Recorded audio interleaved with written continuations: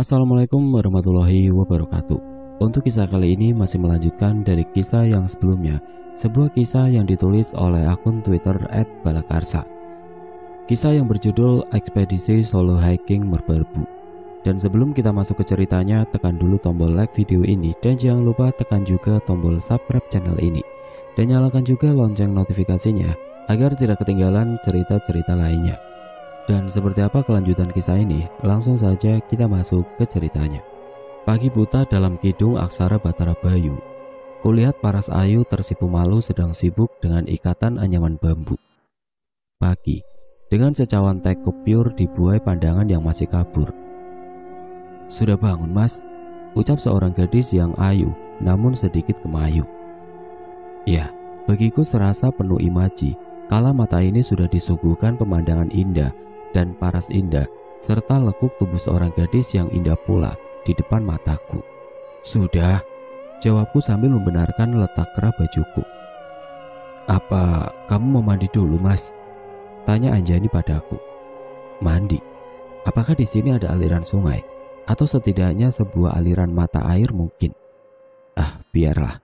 Aku tidak ingin menanyakan hal yang membuatku menambah bingung. Lawang kejadian kemarin malam saja sudah membuatku bingung.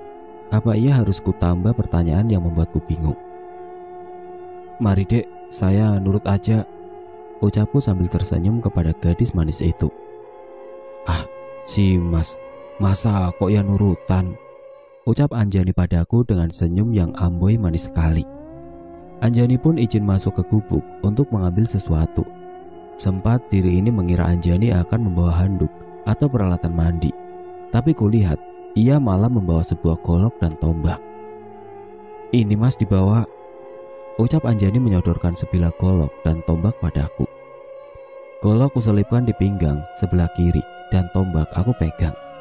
Aduh, serasa hendak berperang saja, pikir diri ini. Anjani hanya membawa bakul yang di dalamnya berisi pakaian. Kami pun lekas menuju tempat yang Anjani ceritakan. Tempat apakah itu? Diajaklah diri ini berjalan menyusuri jalan setapak yang memang sudah ada dan layaknya dilewati manusia. Sampailah pada, tempat yang begitu memukau mata ini. Sempat tidak percaya, ternyata di gunung ini terdapat sebuah air terjun kecil yang mungkin tidak pernah terjamah manusia sama sekali. Begitu jernih airnya dan segar jika aku teguk air di air terjun kecil ini. "Mari Mas, kamu mandi dulu," ucap Anjani menyuruhku untuk membasuh tubuh ini. "Iya dek," ucapku sambil tersenyum pada dia. Dia gadis manis di hutan belantara ini. Ah, dingin namun segar. Kurasakan dingin namun segar di air terjun ini. Tapi aku dikagetkan setengah mati. Anjani tiba-tiba menceburkan dirinya ke dalam genangan air di derasnya air terjun itu. Mata ini bahkan sampai copot. Tanpa balutan benang atau kain di tubuhnya, Anjani berenang dengan santainya. Ah, sampai tidak sopan aku menatap begitu fokusnya pada lekuk tubuh seorang gadis yang manis nan ayu itu. "Kang Mas, kesini Kang Mas," ucap Anjani sambil melambaikan tangannya pada diri ini. Ah, bagaimana tidak malu, bagaimana tidak canggung. Diri ini diajak berenang seorang gadis yang tidak berbalut apapun, bahkan selai benang. Dan tidak kuasa diri ini menahan getar menggigil. Entah diri ini menggigil karena dinginnya air, atau malah menggigil karena kaget melihat seorang wanita yang sama sekali tanpa ada satu benang pun yang menempel di tubuhnya. "Mas, kesini Mas, ayo," ucap Anjani. Aku masih diam mematung di antara pinggiran air terjun ini. Aduh, mati aku. Anjani seolah tidak peduli bahwa aku sangat malu. Tubuh meliuk-liuk sambil digosokkannya tubuh itu dengan sabut kelapa sepertinya. Siapalah yang tidak jemu-jemu melihatnya. Siapa saja pasti akan terpesona dengan ayu parasnya yang diguyur air dan sesekali mengibaskan rambut panjangnya. "Kang Mas," teriak Anjani mengagetkan diri ini. Ah, biarkanlah otak ini saja yang bergerilya, jangan sampai raga tergempur oleh rasa nafsu belaka. Aku percaya, aku bisa tahan karena aku punya iman dan Tuhan. Aku lepas semua balutan yang ada di tubuhku kecuali pakaian dalamku. Sial bagiku, Anjani Tanpa aba-aba pun cepat menghampiriku dan menarikku untuk berenang bersamanya. Aduh, aku benci melihatnya. Kami hanya berjarak 1 hasta, di mana semua akan terlihat begitu jelasnya. Aku sontak menutup mata, tapi aku langsung mengambil bajuku yang ada di tepi. Kupakaikan pada Anjani. "Dek, tidak sopan, tidak boleh seperti ini," ucapku sedikit dengan nada menekan, namun tetap aku utarakan dengan tulus hati. Aku utarakan bahwa pria dan wanita tidak elok mandi berdua tanpa balutan busana seperti ini. Anjani hanya menganggukkan kepala bahwa ia tahu itu salah.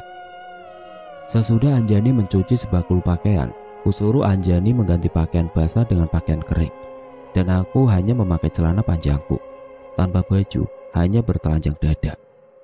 Di pinggiran aliran air, aku mengamati Anjani yang masih sibuk dengan cucian di bakulan itu. Plak-plak, suara pakaian dipukul di atas batu itu. Setelah selesai mencuci, Anjani mengajakku mencari makanan untuk nanti malam. "Mau cari apa ini, Dek?"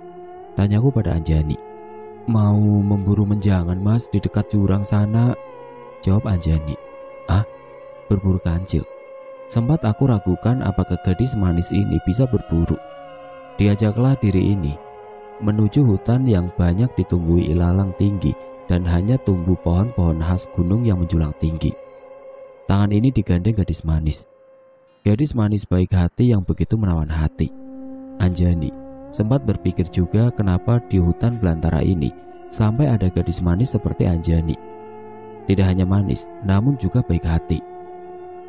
"Kang Mas," suara Anjani mengagetkanku dari lamunanku. Iya, Dek," sautku.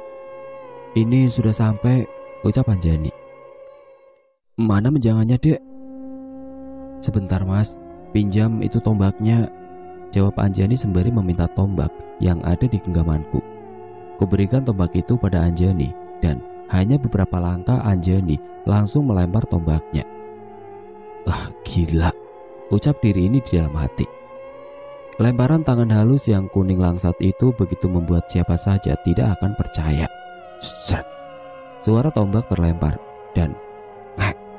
Dari kejauhan terdengar suara yang nyaring dan bisa aku pastikan tombak itu mengenai sesuatu. "Pinjam golok, Mas," pinta Anjani, dan spontan aku berikan sebilah golok kepada Anjani. Anjani langsung berlari ke arah sumber suara tadi. Spontan aku ikuti langkah Anjani. Diri ini dibuat tercengang. Sudah tergeletak kompreng yang bercucuran darah dengan tombak yang masih menempel di tubuhnya. Anjani pun langsung merapalkan mantra entah apa yang aku tahu itu adalah bahasa Sanskerta. Kompreng atau anak menjangan atau kijang itu disembelihnya. Kata Anjani biar penderitaannya segera berakhir dan segera naik ke nirwana. "Kang Mas, kamu kuat tidak bawa anak kijang atau menjangan ini?"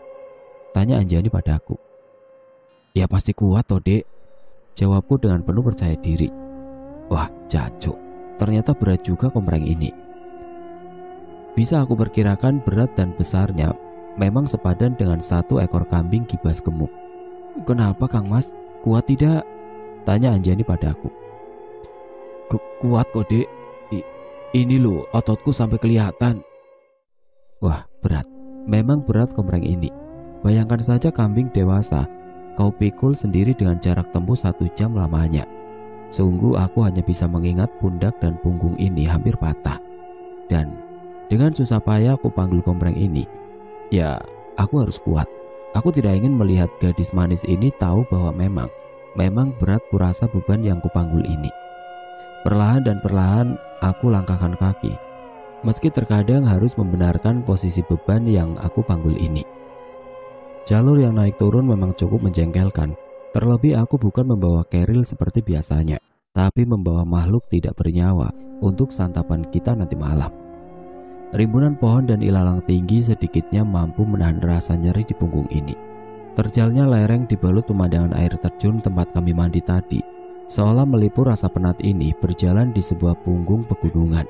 Ah, sungguh indah memang, apalagi ditemani gadis yang indah pula untuk dipandang. "Sudah capek belum, Mas?" tanya Anjani padaku, dan sepertinya dia paham betul bahwa aku memang sudah letih. Ku jawab hanya dengan anggukan dan senyuman kepadanya. Wah, ternyata tidak kurasa jauh juga langkah kaki ini melangkah. Bahkan air terjun tadi terlihat seperti semut saja di mata ini. Namun indah bila kita resapi tiap hembusan angin dan pemandangan yang menghijaukan dua bola mata ini. Bagikan semua masalah dilepas begitu saja dengan melihat keindahan ciptaan Tuhan, Sang Penguasa Jagat Raya. Kadang kita juga perlu melihat diri sendiri sebelum melihat orang lain. Di mata kita yang terlihat kecil bisa saja lebih besar dari apa yang terlihat. Berkaca lebih baik daripada melihatkan kaca pada orang lain. Tapi banyak manusia yang tidak suka berkaca, hanya bisa melihat manusia lain dengan sebelah mata, seolah buta dan menganggap dia paling benar, tapi nyatanya tidak begitu benar. Hai manusia angkuh dan penuh ego, hiduplah dengan rasamu itu. Selamanya dengan begitu, kau akan rasakan penyesalan yang begitu mempesona. Sampai lidahmu kalut tertawa, menertawakan kebodohanmu yang tiada habisnya. Mari mas, lanjut lagi, ucap lembut Anjani membuyarkan lamunanku. Kubalas dengan tanganku yang hanya terlihat jempol. Kulangkahkan kaki dengan payah dan sedikit lemah. Ku coba kembali melanjutkan perjalanan. Dengan sekuat tenaga, bahkan susah payah berjalan memikul beban kompreng ini. Akhirnya terlihat juga gubuk Simbok di kejauhan. Tapi sekilas terlihat ada yang sedang berdiri. Sesekali seperti mengamati keadaan di gubuk Simbok.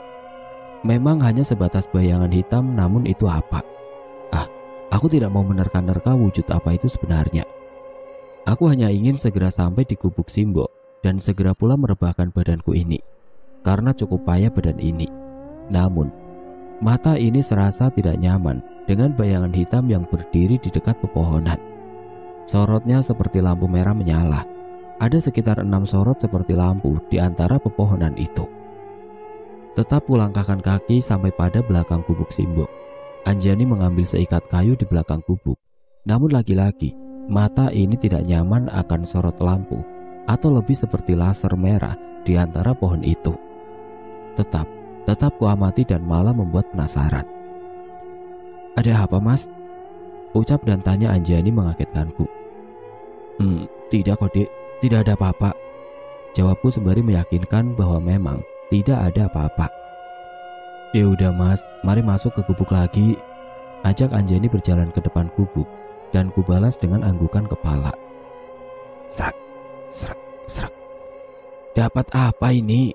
Tanya Simbok. Dapat anak kijang, Mbok, di lereng jurang, jawab Anjani. Ya sudah, sana dimasak untuk nanti malam, ucap Simbok. Iya, Mbok, ucap Anjani. Kami pun masuk gubuk dan berjalan ke dapur. Selayaknya dapur orang desa, tungku masih berupa lemah lempung, begitu pula dengan wajan dan kendilnya. Di atapnya genteng dibuka satu, mungkin tujuannya agar asap bisa membumbung keluar dan tidak membuat pengap seisi gubuk. Memang orang dahulu sudah paham juga tentang kenyamanan dan tata kelola di dalam rumah. Sedikit heran juga, dapat dari mana ilmu membuat semua alat dapur dan ilmu lainnya ini ya. Tidak habis pikir di zaman dulu seperti apa rasanya dan bagaimana memasak makanan. Nah, di kendi itu ada kopi.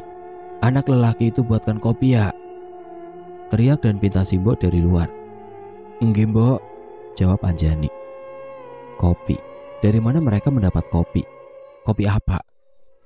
Belum sempat aku bertanya, Anjani sudah melihat kendi yang di dalamnya ada kopi biji yang sudah disangrai. Sungguh aku dibuat bertanya-tanya lagi. Sembari menunggu Anjani membuat api, hanya bermodalkan sebuah batu dan kapas, sebuah bara api pun jadi. Ia masukkan ke dalam tungku, sembari ia tiup dengan sebuah potongan bambu. Aku cukup kaget melihatnya. Bahkan Anjani pun tahu harus diapakan kopi itu. Disiapkan sebuah ulek-ulek atau cobek. Cobek itu terbuat dari batu. Ditumbuknya di cobek itu hingga halus. Ia taruh di wadah gelas yang terbuat dari bambu, dengan gula merah sebagai pemanisnya, dengan tambahan air panas. Sudah jadi kopinya, mari dibawa ke depan, ucap Anjani bebarengan ia menyodorkan kopi itu. Iya dek, terima kasih, ucapku dan meninggalkan Anjani yang masih sibuk dengan tungku api itu. Kulangkahkan kaki ke depan. Diminum dulu nak, ucap Simbok dari luar. Iya Mbok. Tapi seperti ada yang kurang. Aku masuk ke dalam kamar mencari tas kerilku dan mencari rokok, karena ngopi tanpa sebatang rokok kurang nikmat rasanya. Kala siang berganti petang, petang berganti malam, terang benderang berganti gelap gulita. Perpaduan kepulan asap rokok dan seruputan kopi sungguh membuat nikmat di hati, serasa tenang dan relaksasi. "Oh nak, kamu itu kenapa? Kok mulutmu seperti terbakar begitu?" tanya Simbok sambil menyocolkan kinang atau tembakau di mulutnya. "Kebakaran gimana, Mbok?" tanyaku balik keheranan. "Itu, mulutmu kok banyak asap begitu, nak?" tanya Simbok. "Walah, ini namanya merokok, Mbok. Kalau ini namanya rokok," jawabku sambil menunjukkan rokok. "Apa? Rokok? Makanan apa itu?" tanya Simbok. "Itu tembakau, Mbok. Diketeng jadi rokok," jawabku. "Tembakau? Seperti ini ya?" tanya Simbok lagi sambil menunjukkan kinangnya. "Iya, Mbok, namun bukan untuk nginang, tapi diketeng di rokok," jawabku. "Mana coba, aku ingin merasakan rokok itu bagaimana rasanya," ucap Simbok. Aku tidak bisa melarang Simbok tatkala mengambil satu batang rokok. Kemudian Simbok memintaku bagaimana cara merokok itu sendiri. "Begini loh, Mbok. Itu diselipkan di bibir, terus dihidupkan dengan korek ini." Aku pun sedikit memberikan tutorial pada Simbok tentang merokok. Sebenarnya tidak elok juga dan terkesan terpaksa. Takut saja jika menolak permintaan Simbok bisa membuat Simbok salah arti. Namun memang tidak elok juga melihat seorang wanita, apalagi wanita yang sudah tua, sedang merokok. Simbok pun batuk tatkala dihisapan rokok pertamanya. Entah lucu atau merasa bersalah diri ini melihatnya. Dosa sekali hambamu ini ya Tuhan. Terpaksa menuruti rasa penasaran seseorang. "Ada apa, Mbok? Kok batuk?" ucap Anjani yang berjalan menghampiri kami dari pawon. Sungguh bagai preman pawon yang cantik jelita berparas gadis desa. "Nggak apa-apa kok, nak. Cuma nyoba ini loh," ucap Simbok. "Apa aku buatkan wedang jeruk hangat, Mbok?" pinta Anjani sambil menaruh nampan bambu yang berisi nasi dan lauk pauk olahan kompreng tadi. "Alah, Nduk, batuk itu sebentar bisa sembuh. Kalau watak, ayo, kapan sembuhnya?" lawakan Simbok. Tidak aku kira Simbok Rondo juga bisa melawak juga. Anjani pun selesai menyiapkan semua hidangan di kursi bambu yang mungkin adalah ruang tamu. Ruang tamu yang hanya berisikan lincak panjang, lampu templok yang remang-remang, serta lantai yang berupa tanah merah. Kami menyantap dengan lahap, bagai kumpulan serigala yang kelaparan. Namun benar, kedua anak dan ibu itu, Anjani dan Mbok Rondo, sangat lahap menyantap. Tangan kanan dan kiri lahap sekali memasukkan makanan ke mulut mereka begitu cepatnya. Dan satu bakul nasi bersama dengan lauk pauk berupa daging kompreng, sayur kol, petai, ludes hanya menyisakan sisa-sisa. Makanan segitu banyaknya ludes tidak sampai dari setengah jam. Mereka ini lapar atau tidak elok dan tidak sopan rasanya jika mengatakannya. Spontan diri ini tertawa mendengar Anjani bersendawa. Lucu rasanya, namun Anjani dan Mbok Rondo melihat aneh ke arahku, bagai tidak senang aku tertawa. "Kenapa Mas tertawa?"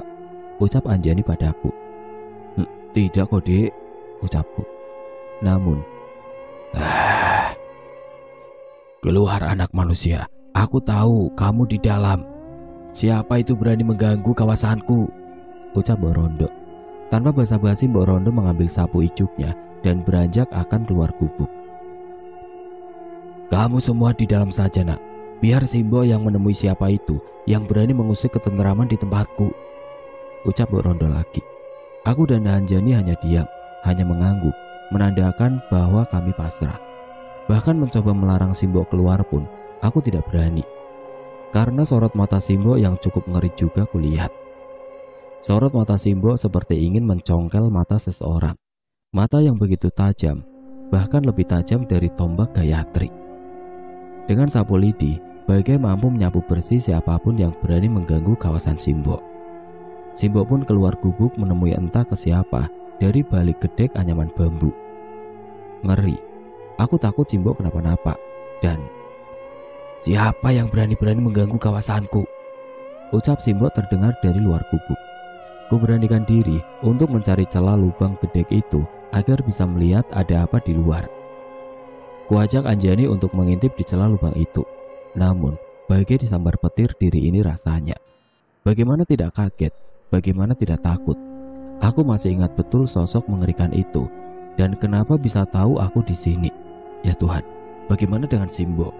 Simbok menghadapi 3 sosok bengis yang kemarin membabi buta, membunuh anggota keluarga tanpa rupa yang aku jumpai kemarin. Apakah Simbok juga akan dibunuh oleh mereka? Aku terlalu takut membayangkan. Tapi aku terkejut. Mata ini sampai tidak kuat menahannya. Mata ini tidak kuasa menahan air mata. Bahkan dada ini serasa mau copot memikirkan hal yang tidak bisa aku bayangkan. Hanya membawa sapu lidi, Simbok berkata, "Sini, perlihatkan wujudmu." Bagai gelegar tawa yang menggema memenuhi telinga. Dari kejauhan, kulihat mereka. Ya, mereka yang mengeksekusi keluarga tanpa rupa dengan keji. Dan Tole. Suara seseorang mengagetkanku, entah lamunan atau kilas balik. Aku tidak tahu. Kubalikan badan, tepat kulihat seorang wanita tua sedang mencocolkan kinang atau tembakau di mulutnya. Wanita tua itu bersama Simbok, Anjani. "Nah, kau tahu namaku dan anak perempuanku," ucap Simbok. "Tidak, Mbok," ucapku gagu. Aneh, kenapa aku diperlihatkan dengan hal ini? Apakah ini yang dinamakan Sukmo Lelono, di mana Sukma seolah berkelana diajak melihat kilas balik suatu kejadian dan seolah ada di dalamnya? Entahlah. Dan "Mari mampir ke gubukku, Nak," ajak Simbok kepadaku tanpa menanyakan siapa aku, seolah tahu aku ini siapa. Dan anehnya, aku langsung mengiyakan ajakan Simbok tanpa menolak seperti kemarin.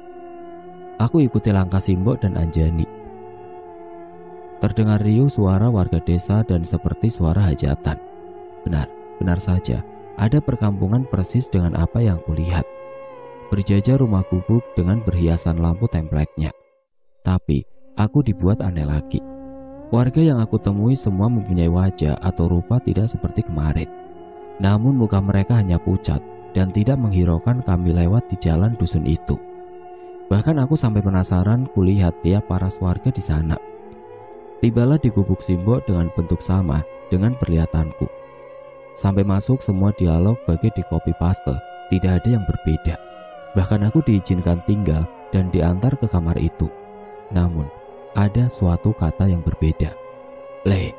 Besok kamu boleh melanjutkan perjalananmu, tapi tunggu sampai matahari terbit ya. Nanti biar Anjani yang mengantarkanmu ya, Nak," ucap Simbok padaku. Anjani manja layaknya kemarin. Memijitku bahkan tiap adegan sama sampai aku terlelap. Sampai pada mata ini masih berat, mungkin karena masih lelah. "Sudah bangun, Mas?" ucap Anjani padaku yang tidak lupa dengan senyumannya yang manis membuat tersipu malu. Namun, sama dan sama. Ajakan mandi di sungai dan berburu kompreng sama aku lakukan. Hanya berbeda waktu terasa lama. Sampai gubuk lagi pun masih terasa pagi setengah siang. Namun kali ini berbeda. Simbok Rondo. Mbok Rondo menceritakan sesuatu. "Aku sudah tahu sejatinya dirimu dan apa keinginanmu, Nak. Namaku Dewi S. Aku ini bukan golongan manusia, Nak. Aku ini istri halusnya petapa yang pernah bertapa di Kawah Chandra di muka merbabu sana, Nak. Tapi anakku ini sejatinya adalah manusia dan punya darahku, darah demit, yang bukan manusia. Jika kamu mau memperistri anakku, Anjani ini, cintailah dan jangan kau buat sakit hati, karena anakku memang suka denganmu," ucap Simbok. Simbok bercerita bahwa dulu dia memang bukan demit, manusia, tapi manusia setengah demit. Ibunya adalah Dewi juga di gunung ini, dan bapaknya adalah Resi yang tidak mau mengakui Simbok. Julukan Simbok Rondo pun ia sandang karena dicampakkan seorang pertama yang tidak mau menerima bahwa Simbok adalah manusia setengah demit. Tapi yang membuatku terkejut adalah pernyataan bahwa Anjani menyukaiku dan maukah aku memperistrinya. Bagi seorang beruntung, namun juga tidak mau mengambil keberuntungan itu, karena Simbok menuntut syarat yang tidak masuk akal bagiku. bahkan tidak masuk akal bisa dilakukan manusia lain. Sampailah padaku jawab dengan penolakan halus, dan aku hanya ingin melanjutkan perjalanan hingga nanti bisa pulang lagi. Simbo pun mengerti, namun Anjani serasa terpatahkan hatinya. Aku lihat dari tatapan dengan tetesan air matanya akan penolakan halusku. Andai kalian tahu syarat itu, mungkin kalian juga akan berpikir berjuta kali. Aku hanya diperkenankan mengajak Anjani turun 40 hari, namun selepas itu harus mau tinggal di atas merbabu. Berat. Jujur aku tidak bisa dan tidak mampu dengan itu semua. Kulihat tetes air matanya. Air mata seorang gadis di tengah belantara. Maafkan aku menolakmu, wahai gadis manis. Siang menjelang senja, saatnya aku lanjutkan perjalanan. Aku pamit dengan Simbo. Aku diantar Anjani sebagai tour guide-ku. Siang menjelang senja itu, aku kembali ke tendaku ditemani Anjani. Kulihat nampak lesu dan murung, berhiaskan di parasnya. Paras ayu namun terkesan sayu. Namun tiba-tiba, "Mas," ucap Anjani padaku yang sibuk mematikan bekas bara api yang aku tinggal tadi karena diajak ke gubuk Simbo. "Iya, kenapa?" ucapku padanya di mana aku masih sibuk mengemas tendaku dan barang-barangku. "Sudah mas, mari lanjut," ajak Anjani padaku, dan aku balas dengan anggukan mantap, tapi bukan mantap-mantap. Perlahan jalan kususuri dengan turunan yang sangat amat curam. Belum lagi kami berdua yang mengayunkan golok kami masing-masing untuk menebas ilalang dan belukar. Sampai kami bertemu dengan air terjun kecil, di mana di balik air terjun kecil itu terdapat tanjakan. Aku sebut itu tanjakan super asu. Kenapa super asu? Ya karena sangat curam tanjakan ini kalau kau lihat. Bahkan ketika kau melangkahkan kaki dan mencoba mendekat, kau tidak akan percaya kau akan kuat. Tanjakan yang bisa membuat kaki bertemu dengan jidat. Kami duduk di antara ilalang-ilalang tinggi. Akhirnya tanjakan super asu ini bisa kami lewati, walau tengkuk terasa nyeri dan kaki terasa mau patah 1000 kali. Namun aku dikagetkan, sangat amat dikagetkan. "Mas," suara lembut yang tidak asing digendang telinga ini. Siapa itu? Perasaanku semakin menjadi. Tatkala kulihat dari atas, kami sudah berjajar banyak pendaki, namun bermuka pucat pasi. Namun anehnya, ada satu yang aku kenali. Apakah ini benar dia? Lalu siapa para pendaki ini? "Gayatri," ucapku. "Iya mas, maaf kemarin saya tinggal," ucap Gayatri. Namun aneh, Gayatri tidaklah sendiri, melainkan bersama dengan beberapa pendaki pria dan wanita. Siapa mereka?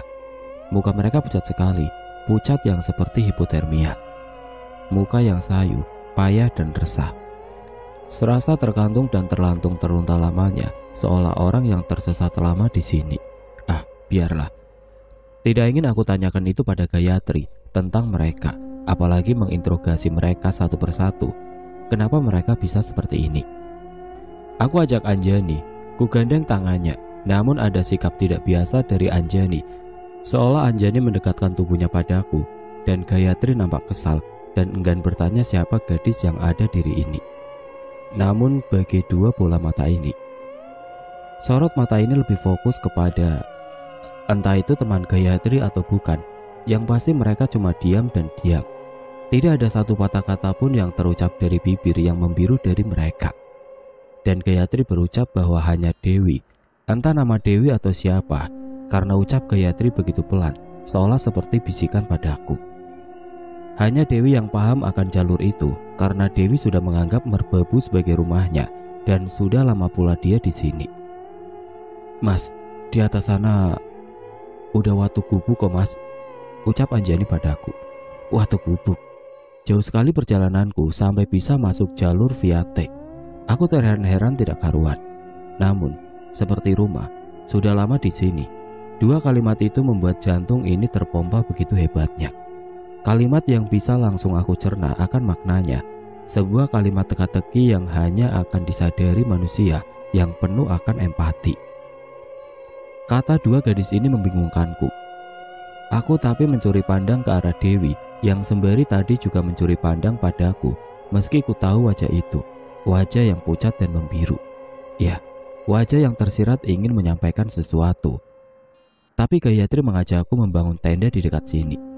Ia mengajakku ke arah tenda dia dan teman-temannya berdiri. "Mas, mari ikut saya. Tendaku tidak jauh dari sini. Nanti camp aja di sebelah tenda kita ya," ucap Gayatri padaku. Dan aku ikuti arah Gayatri melangkahkan kaki, disusul beberapa kawan pendaki Gayatri. Aneh, langkah mereka gontai dan lemah. Tidak seperti langkah Gayatri yang lugas dan masih energik. Mereka kenapa? Biarlah, mungkin mereka lelah. Kugandeng Anjani mengikuti Gayatri dan teman pendakinya. Kususuri jalan setapak yang tidak lebih dari 1 meter dengan sisi kanan langsung menghadap jurang dalam. Ngeri juga, mana malam gelap seperti ini. Namun aku sadar berteriak, "Hati-hati, awas langkah kalian. Kalau terjatuh, kalian bisa mati dan tidak ditemukan," teriakku pada mereka. Tapi bukan jawaban iya atau siap, tapi malah langkah mereka berhenti dan membalikan badan mereka ke arahku dan Anjani. Mata mereka melotot serasa mau copot, dengan wajah sinis beringas bak kesal. Lalu, "Kenapa melotot? Lajulah berjalan," ucap Anjani dengan nada keras. Lalu sekilas Anjani tertawa padaku. "Ayo lanjut, jangan lama-lama, keburu dingin," ucap Gayatri dari depan. Mereka seolah menurut dengan ucapan Gayatri dan melanjutkan langkah mereka. Setelah jurang dan tanjakan kami lewati, terlihatlah bidang tanah yang datar ditutupi ilalang gunung yang tinggi. Di sana kulihat ada beberapa tenda, tapi tenda model lama sekali yang mereka pakai. Bahkan sedikit usang dan ada lubang-lubang kecil di tenda mereka. Tak mau pula kupikirkan tentang arti sebuah tenda. Mau lama atau baru, mau brand luar atau lokal, sama saja bagiku. Yang terpenting adalah kenyamanan. Layaknya sebuah rasa nyaman terhadap seseorang. "Masa mbaknya bisa mendirikan tenda di sebelah sini?" ucap Gayatri sambil menunjukkan sebidang tanah tepat tendanya berdiri. Aku hanya menganggukkan kepala dan mulai membongkar kerilku guna mengeluarkan tendaku. Kudirikan tenda bersama Anjani. Walau Anjani tidak tahu cara mendirikan tenda, tapi beruntung dia cepat paham dengan maksud tiap arahanku. Tenda sudah berdiri dan segera kumasukkan kerilku dan menata guna tempat tidurku dan Anjani. "Mas, kalau sudah selesai nanti gabung sama kita ya. Aku udah nyalain api unggun, soalnya di sini dingin banget," ucap Gayatri dari luar. "Iya, aku nata-nata matras dulu ya, sama bongkar keril," jawabku. "Iya mas," ucap Gayatri. Menata tempat tidur sudah selesai. Lalu kuajak Anjani keluar tenda menuju perapian untuk bergabung bersama Gayatri dan teman pendakinya. Aneh lagi otakku dibuatnya. Tadi sepertinya cuma ada beberapa tenda. Sekarang kenapa banyak sekali tenda bak seperti pasar? Dan banyak pula pendaki di sini. Tapi aku cukup senang juga. Jadi memang aku sudah berada di jalur yang benar. Tapi kulewati satu persatu para pendaki ini, tapi merasa seolah diam 1000 bahasa. Hanya diam berdiri tanpa obrolan basi, layaknya pendaki pada umumnya. Aku lebih memilih menuju perapian Gayatri saja, pikirku. Memang tendaku dan Gayatri bersebelahan, namun letak perapian berada di tepian jurang berjarak 10 meter.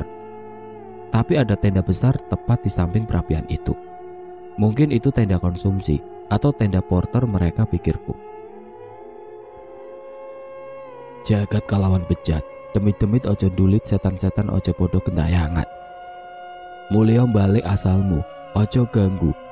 Apa meneh gawe soro kalian, tepak asmaku Anjani lan Kang Masku. Tak gulumu, tak untal awakmu, menawa awakmu wani, gawe cilokone kalbu. Aku kaget. Entah apa yang diucapkan Anjani, seolah rapalan mantra atau apa, namun tidak terlalu jelas. Hanya kecil sekali suara itu kudengar. Lalu para pendaki yang ada di depan kami seolah memalingkan muka mereka padaku dan Anjani. "Mari mas, lanjut berjalan saja," ucap Anjani sambil menggandeng tanganku. Langkah demi langkah kami lewati banyak pendaki, namun sama sekali tidak ada cengkerama hangat seperti biasanya. Hanya hening. Mereka kenapa? Tiba-tiba aku dikagetkan dengan gandengan tanganku satunya. Tangan itu dingin seperti es, berbeda dengan tangan Anjani yang hangat dan menenangkan. Tangan ini begitu dingin dan sedikit basah. "Dewi," ucapku. Tatkala tanganku satunya yang menggandeng adalah Dewi, Namun Anjani tidak suka akan hal yang dilakukan Dewi. "Kenapa kamu? Kamu kedinginan?" ucapku pada Dewi. Dia menggigil, namun Dewi tetap diam, hanya diam dan menggigil. "Kamu kenapa, Dewi?" ucapku panik. Aku pun meminta Anjani melepaskan pegangan tangannya dan kupapah Dewi menuju perapian.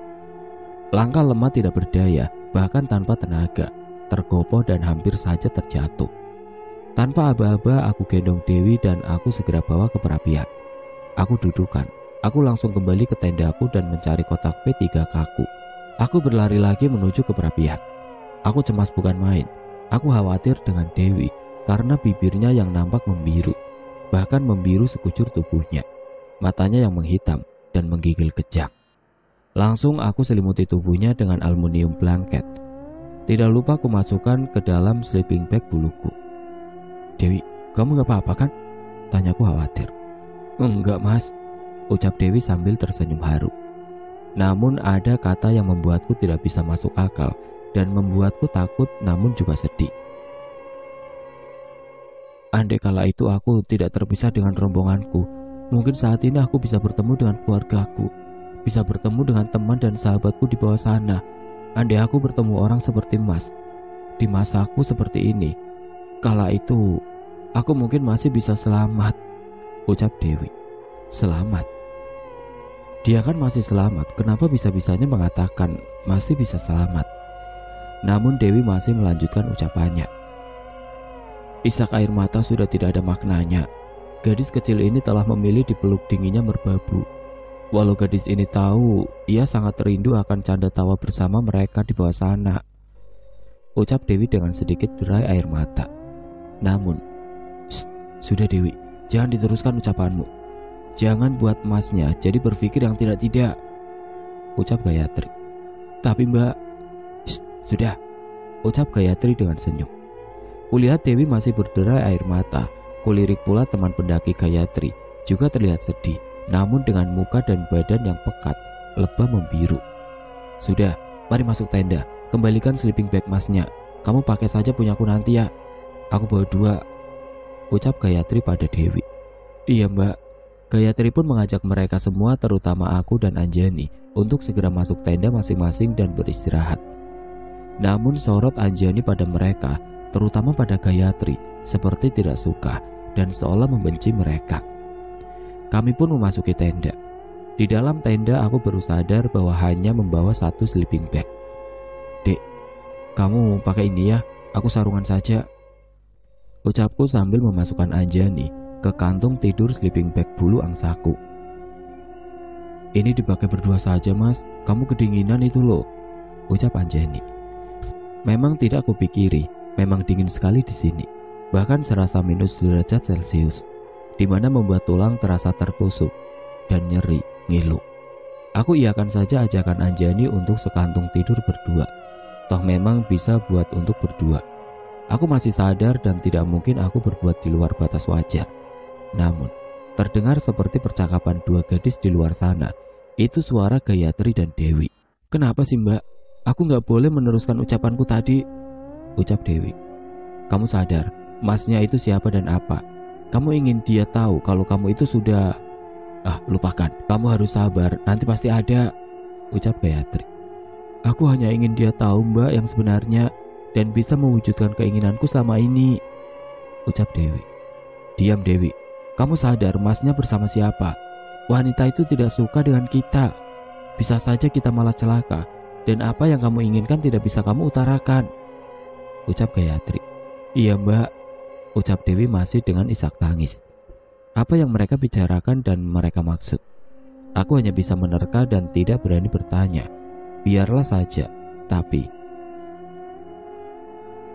aku tidak memikirkan aneh-aneh. Aku hanya ingin tidur dan dekap lembut batara Bayu yang berhembus di Gunung Merbabu. Tidak terasa tubuh ini terlelap dalam penuh penasaran. "Nah, kamu jangan takut. Meskipun wanita yang bernama Gayatri itu bukan manusia, nak. Kamu pria yang kuat. Jangan sampai takut dengan demit," ucap Mbok Rondo dengan menenteng kepala buto yang kemarin kujumpai dalam kilas balik aku di dusun tanpa rupa itu. Wajah Mbok Rondo berbeda, nampak taring di kedua sisinya. Kamu harus kuat hati, nak. Kamu akan mendapat berita yang membuat hati sakit. Aku akan berpisah denganmu, menjemput Anjani di simpang setan. Pesanku cuma satu, jadilah berani dan hati-hati. Jadilah manusia yang bisa berpikir nurani, hati selaras dengan lisan. Jangan cuma bisa pakai kepalamu, karena otak dan hati itu berbeda cara menilai wujud yang ada di alam dunia dan alam gaib, nak. Sira manungsa, manunggaling rasa, sapa sing bisa ngolah rasa, bakale wangun ing alam dunia. Ucap Mbok Rondo dengan senyum, dengan masih menenteng kepala butok. Dan, Mas, kudengar suara seorang gadis sambil menepuk-nepuk bahuku. Dek, kenapa? Ucapku sambil mengusap mata. Enggak apa-apa, Mas, kamu mimpi apa? Tanya Anjani. Tidak mimpi apa-apa, Dek. Lalu, angin berhembus dengan kencangnya. Kudengar suara beberapa orang di luar sana sangat ramai, namun terkesan berbisik. Ayo, manusia itu dibawa saja, ikut kita di sini. Sampai awakmu kabeh wani demok apa maneh, gawe cilokone bocah lanang iku. Tak gawe sukmamu kelangan, lan ora bisa teko tekan Gusti Pangeran. Ucap seorang gadis yang kukenal. Itu suara Gayatri yang sedang kesal atau marah, atau malah murka dengan seseorang. Tugas kalian bukan membuat sengsara dan celaka, tapi mencari sukma manusia yang tersesat di sini. Tahu apa tidak? Ucap Gayatri dari luar tendaku. Sekarang pergi sana kalian semua, jangan di sini lagi. Masih terdengar suara Gayatri. Iya, saya dan semuanya paham. Saya izin pamit. Ucap siapa entah orang-orang itu. Kula mendak kolopati, demit lan wingit aja podo sengit lan dulit, keteku kete biru. Sampai podo gawe sorone panggonku bakal tak obong petaranganmu. Condro mawa, condro pati, condro geni. Pangucapan tatu lan patine awakmu. Entah rapalan mantra atau ucapan apa aku tidak tahu. Yang pasti semua terasa panas dan gerah. Bahkan tadi yang berucap bukan hanya terdengar dari luar, namun juga dari dalam tenda, yaitu dari mulut Anjani. Kenapa Gayatri dan Anjani bisa berucap dengan sama baik, bahasa dan nada? Suasana tampak sesak dan panas. Dingin tadi menjadi panas yang membara. Tidak terasa banyak keringat diri ini bercucuran. Dan tidak kuasa aku menahan panas ini. Bahkan pakaian dan celana aku lepas karena kegerahan. Aku bukan terkena hipotermia. Aku melainkan memang panas yang begitu membakar tubuh ini. Sampai tidak kuasa, aku membangunkan Anjani yang tadi tertidur lelap. Mas, ucap Anjani sambil mengusap kedua bola mata indahnya. Iya, Dek, jawabku sambil menutup tubuhku dengan sarung. Tanpa berkata lagi, aku keluar tenda dan menyuruh Anjani untuk tidur lagi. Wush, krak. Suara angin yang berbenturan dengan beberapa tenda. Aku amati sekitar. Aku amati dan terus mengamati. Sepi. Tadi yang mulanya ramai, kini hanya tinggal beberapa tenda saja. Kemana para pendaki yang begitu banyaknya tadi? Pikirku. Lalu, aku melihat seseorang sedang bermain di perapian tadi. Seorang diri sedang bermain api dengan potongan kayu. Siapa dia? Aku beranikan diri untuk mendekatinya hanya dengan menggunakan sarung dan memakai kolor saja. Memang tidak dingin bagiku, karena mungkin aku masih merasa kepanasan dan kegerahan. Kulangkahkan perlahan kaki ini melangkah. Duk, duk, duk. Suara detak dan sepatu seirama. Perlahan dan perlahan aku mendekat dan kugapai pundak seseorang itu. Namun belum sampai aku gapai pundaknya, dia berkata. Seseorang yang perawakannya seperti seorang gadis. Tiba-tiba ia berkata, "Duduk aja, Mas. Kebetulan saya juga mau menyampaikan sesuatu. Mumpung Mbak Gayatri tidak ada di sini." Ucap gadis itu yang ternyata adalah Dewi. Ia juga menepuk batang kayu memintaku untuk duduk di sebelahnya. Kenapa dia bisa tahu ini aku, padahal dia sama sekali tidak melihat ke arahku. Bahkan saat berjalan, aku sama sekali tidak bersuara. Kenapa bisa-bisa dia tahu? Namun demi mulai mengatakan kata demi kata lagi, meneruskan apa yang ingin ia sampaikan tanpa ada cegahan dari Gayatri. "Saya sudah di sini lama, Mas. Mungkin tidak lama bagiku, tapi cukup lama bagi manusia," ucap Dewi. Tidak lama baginya, tapi cukup lama bagi manusia. Maksudnya apa? Dia kan juga manusia. Aneh, pikirku. Namun Dewi melanjutkan perkataannya lagi. Jika suatu saat ada pemuda yang naik lewat jalur terpanjang gunung ini, di mana ragaku mungkin sudah lebur dan tidak mungkin diketemukan, aku ingin sampaikan pesanku padanya. Dewi berkata dan langsung menunjukkan wajahnya. Wajah yang pucat membiru, pucat pasi seperti orang mati. Kenapa dunia begitu kejam sehingga aku menjadi... Dewi! Dewi pun tidak melanjutkan ucapannya. Entah karena apa, tapi nampak kulihat di belakang sana sudah ada Gayatri yang tiba-tiba berteriak keras memanggil Dewi. Sudah aku katakan, Dewi, kamu apa tidak dengar apa yang aku katakan tadi di tenda? Ucap Gayatri murka entah karena apa. Iya mbak, maafkan saya, ucap Dewi. Cepat masuk tenda, teriak Gayatri pada Dewi. Dewi langsung berlari dan masuk ke tendanya. Kulihat wajah birunya meneteskan air mata. Sebenarnya apa yang ingin disampaikan Dewi? Apa yang ingin ia utarakan? Dan kenapa ia sangat takut pada Gayatri? Namun Gayatri mengucapkan sebuah kalimat. Akan aku katakan besok tentang semuanya ya mas. Mas tidur lagi ya. Pagi-pagi nanti kita semua lanjutkan perjalanan ya, ucap Gayatri. Ya, ucapku sambil menganggukkan kepala. Kulangkahkan kaki menuju tenda dan masuk. Kulihat Anjani masih tidur terlelap. Tapi samar-samar ku dengar rintihan tangisan suara gadis. Itu adalah suara Dewi, suara khas seorang wanita. Namun tiba-tiba, Dewi, kamu mau masnya tahu kamu siapa dan kenapa? Kamu mau masnya takut dan pesanmu tidak tersampaikan? Kamu ingin menelan lagi kepahitan karena tidak akan ada yang bisa lagi kau utarakan? Jawab aku ah. Ku dengar Gayatri marah-marah dan murka kepada Dewi. Baik, kalau kamu tidak mau menjawab, silakan kamu utarakan dan aku ceritakan apa masnya itu tentang kita semua dengan sejujur-jujurnya, ucap Gayatri lagi. Namun tiba-tiba, Mas, ucap lirih Anjani. Ada apa dek? Dingin mas, ucap Anjani namun terkesan kegerahan, bukan kedinginan. Lalu kulihat jamku menunjukkan pukul 03.13. Itu kantong tidurku dipakai aja dek, ucapku dijawab hanya dengan anggukan kepala. Tampak menggigil dan Anjani tiba-tiba memelukku dengan sangat erat. Kurasakan guncangan itu, guncangan yang membuat serasa bergoyang begitu hebatnya. Namun, kurasa ada banyak suara ramai di luar sana. Ku coba menyelimuti Anjani terlebih dahulu, lalu ku coba buka resleting tenda dengan sangat pelan dan hati-hati. Serat. Pelan dan pelan, ku intip sedikit apa yang terjadi di luar sana. Kaget. Diri ini sangatlah kaget tatkala melihatnya. Sudah ada, kuusap mataku semoga ini hanya halusinasi, namun mata ini bukan melihat halusi atau fata morgana atau malah bermimpi. Kulihat sudah banyak tenda lagi berdiri. Seret. Kubuka lebih lebar lagi. Jancuk, umpatku dalam hati. Kenapa aku sampai berkata jancuk? Karena memang pemandangan ini membuatku ngeri. Banyak tenda yang sudah berdiri, namun tenda-tenda itu tidak menatap tanah, melainkan melayang. Kulihat dengan orang-orangnya. Jancuk. Mereka juga melayang dan tidak menapak tanah. Mereka diam dengan kulit terlihat membiru, bahkan pucat seperti mayat. Namun ada satu yang tahu. Aku mengamati mereka dengan tatapan melototku karena melihat kengerian ini. Seseorang itu perlahan menoleh ke arahku. Aku mungkin tidak akan lupa dengan paras ngeri itu. Muka putih pucat, mulut menganga, dan mata yang hitam semua.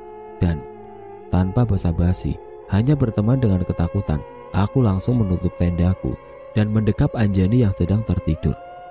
Tidak terasa aku terlelap tidur sampai jamku berbunyi, menandakan sudah masuk waktu subuh. Kulihat Anjani masih tidur dengan lelap bersama paras manisnya. Aku tayamum dengan debu yang ada di tendaku untuk menunaikan ibadah kepada Tuhanku.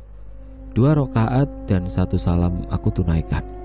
Munajat pujianku sembahkan untuknya, penguasa subuh. Aku berdoa hanya ingin melanjutkan perjalanan tidak waras ini dengan aman dan selamat tanpa gangguan apapun. Namun tiba-tiba, Mas, ucap dari luar tenda. Iya, ucapku. Mari makan dulu mas, di tempat kemarin buat api unggun ya. Ajak ucap di luar tenda suara yang kurasa itu Gayatri. Iya mbak, jawabku. Kubangunkan Anjani. Dek, ayo bangun. Ini sudah pagi loh, ucapku pada Anjani sambil menepuk bahunya. Iya mas, jawab Anjani sambil merenggangkan tubuhnya. Kami pun bergegas menuju perapian lagi. Aneh, kenapa aneh? Karena hanya ada 2 porsi makanan yang tersaji di sana. Kuberanikan bertanya, loh itu kok cuma 2? Sambil menunjuk 2 piring makanan di sana. Gak apa-apa mas, kita semua sudah makan. Makan saja mas, sama mbaknya. Nanti habis ini kita beberes dan lanjut naik, ucap Gayatri dan menyodorkan makanan itu padaku dan Anjani. Aku tidak mau bertanya lebih lagi kenapa dan mengapa. Aku nikmati saja makanan ini dengan santainya, dengan segelas kopi yang sudah tersaji. Kulihat kopi juga hanya ada 2 cangkir. Apa mereka tidak ngopi juga? Namun lagi-lagi aku tidak mau bertanya dan memilih makanan dan kopi yang sudah dibuatkan oleh Gayatri, Dewi atau kawannya yang sedang duduk bersama kami ini.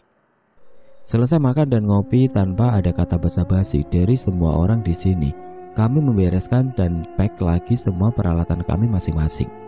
Alangkah terkejutnya lagi mereka begitu cepatnya membongkar dan menata di dalam tas keril mereka. Apakah mereka adalah pendaki pro semua? Mungkin mereka memang manusia pendaki kawakan. Karena begitu sigap dan cepat, kami lanjutkan perjalanan lagi. Namun ada yang akan membuatku menangis akan perjalanan ini. Sebuah cerita dari dia, cerita dan pesannya kepada siapa nanti yang akan bertemu dengannya. Tidak ada hambatan atau suguhan kengerian lagi, namun terasa cepat. Bahkan kurasa jalur Watu Gubuk ke tanjakan menuju puncak terasa disingkat saja. Sampai. Nah, sudah sampai ya, ucap seorang wanita tua yang sedang duduk di batu dengan membawa sapu icupnya. Sampun, jawabku. Ya sudah, aku kesini cuma mau bawa Anjani pulang lagi. Tugasnya mengantarmu sudah selesai nak, ucap Simbo. Namun ucapan kami dipotong oleh dia. Dia seorang wanita pendaki yang sempat bermalam denganku di jalur N. Ucapnya dan pesannya yang tidak akan pernah kulupa. Mas, maaf sudah membuat perjalanan mas jadi tidak tenang. Maaf juga akan gangguan yang sering mas alami. Saya cuma mau berbicara jujur kepada mas, ucap Gayatri. Ngomong saja mbak, saya nggak keberatan. Apapun itu, ucapku. Tapi mas jangan takut ya, tanya Gayatri. Masnya mohon jangan benci saya ya mas. Jangan benci juga kepada teman-teman saya mas. Karena mas sudah saya anggap teman di awal kita bertemu kemarin, ucap tambah Gayatri. Iya mbak, ngomong saja, ucapku sambil tersenyum. Jadi kami semua bukan manusia mas. Saya adalah sejenis makhluk yang bertugas mengantar pendaki tersesat dan menaungi para arwah pendaki penasaran, ucap Gayatri. Mereka teman-teman saya ini adalah arwah pendaki yang penasaran akibat tersesat di sini sampai mati dan tidak diketemukan mas. Namun mereka pun tidak bisa menyampaikan pesan mereka di mana karena pantangan bagi mereka. Mereka hanya bisa menyampaikan pesan kepada pendaki yang masih hidup. Namun kebanyakan malah ketakutan setelah melihat mereka.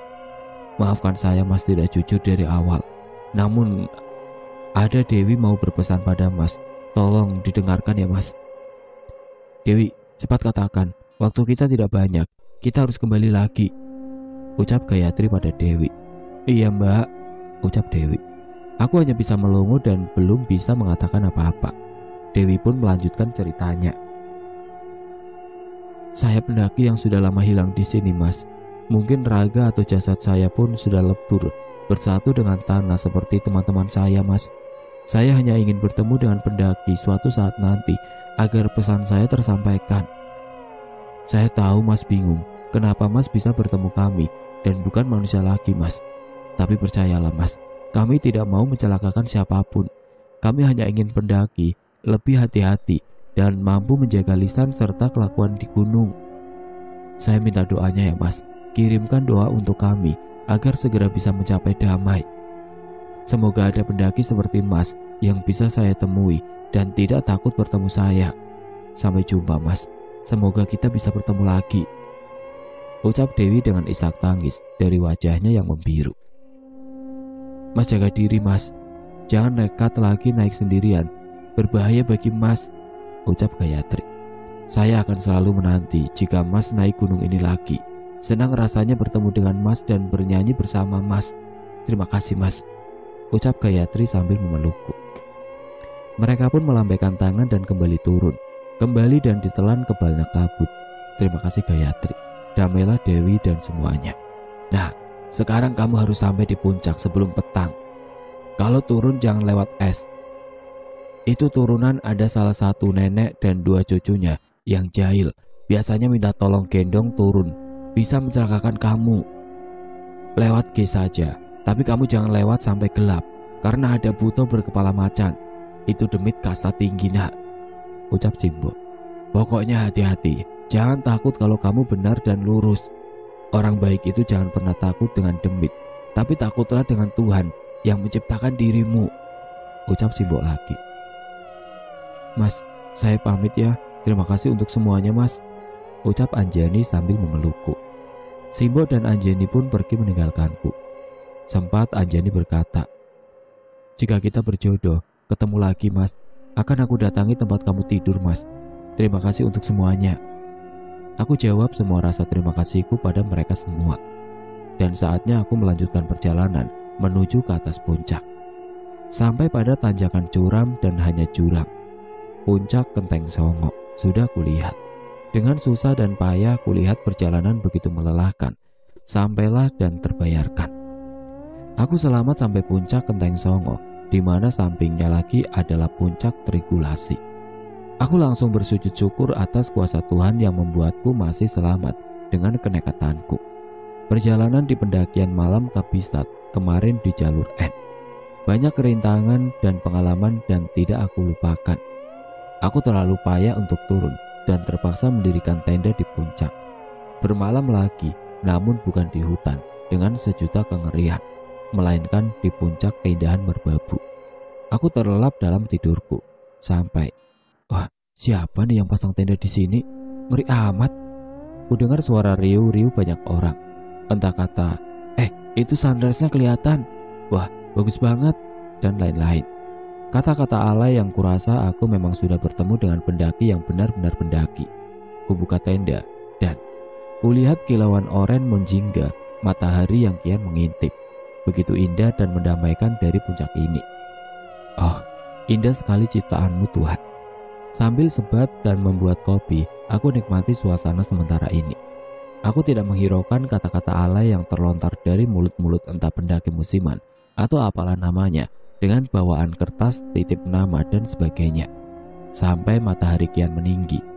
Ku beresi tenda dan semuanya, ku masukkan semua ke kerilku dan aku melanjutkan perjalanan turun.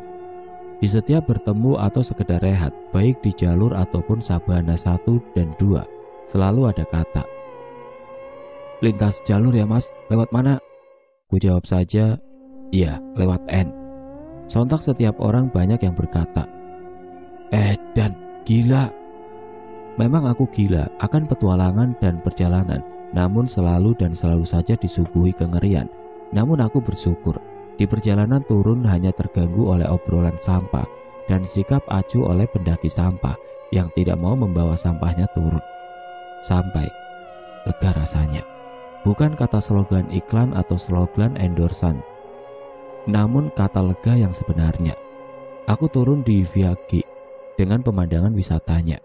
Cukup lega juga bagiku karena ini bukan jalur resmi. Jadi laporan turun terkadang tidak diperhatikan. Mungkin hanya sekedar pertanyaan. Pertanyaan naik kapan, berapa orang, dan sebagainya. Selepas turun aku pesan makanan dan minuman. Sekilas memikirkan perjalanan tidak nalar yang tidak mungkin kulupakan kemarin. Aku pun pulang dengan naik turun mobil sayur dan dilanjutkan dengan bis sampai di rumah dengan selamat. Semua pengalaman berguna dan sangat penuh akan syarat.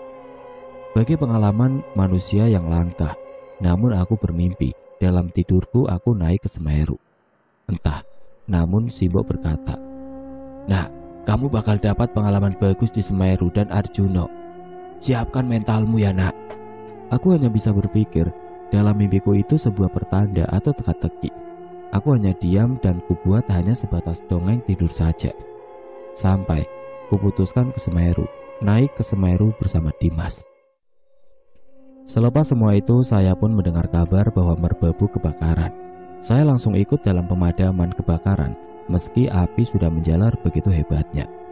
Dalam sana, kulihat Simbok dan Anjani tersenyum padaku. Tidak kurasa Gayatri dan Dewi beserta teman-temannya tersenyum melihatku kembali ke sana. Terima kasih semua, saya tidak akan pernah melupakan kalian. Damailah Dewi dan teman-temannya, semoga kalian dapat damai di sisinya. Oke teman-teman, sekian untuk kisah kali ini. Bagaimana menurut kalian tentang kisah ini? Tulis komentar kalian di kolom komentar. Dan buat teman-teman yang baru bergabung, jangan lupa untuk like, komen, share, serta subscribe channel ini. Dan nyalakan juga lonceng notifikasinya. Dan akhir kata, wassalamualaikum warahmatullahi wabarakatuh.